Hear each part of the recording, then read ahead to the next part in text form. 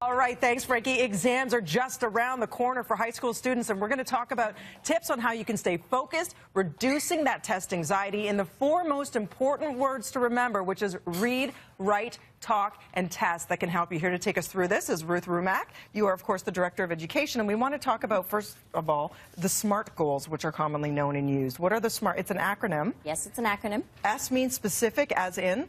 As in, be specific. What do you want to study at this time? Okay.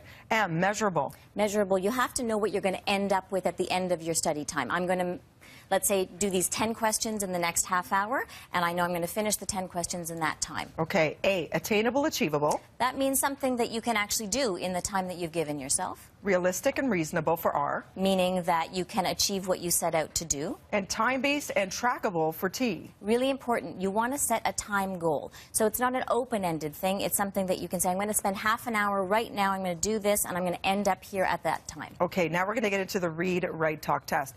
Reading the material, and you say the environment is so important to absorbing the information. Yeah, you want to choose a good space to sit, right? You don't want to sit on your bed.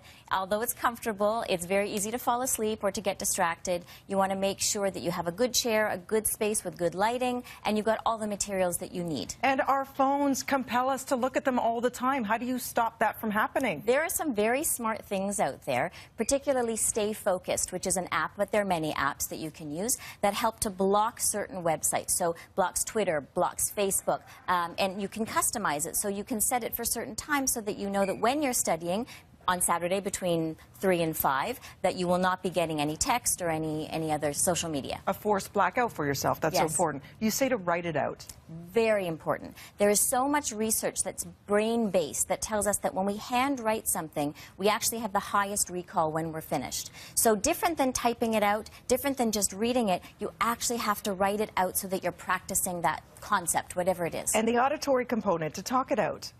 Really good. You know, talking is really important. If you can talk about something, you know it. If you can explain it to somebody else or you can reteach it to somebody else, then you really know you know that material. Another great thing, you say incorporate light exercise because it gets your brain moving, blood pumping, and you can focus a lot better. Really important to do that as well because you want to make sure that you have that oxygen in your body. And it's really important to stay focused. It's something that individuals who have focus and attention issues, we explain to them that it's good to do a little bit of maybe 20 minutes of exercise before you go to school or before you sit down to actually study because it helps to keep you in the straight and narrow. Physical, mental, all connected. Great tips. Good luck, everybody. I feel for you. We'll be back with more BT right after this.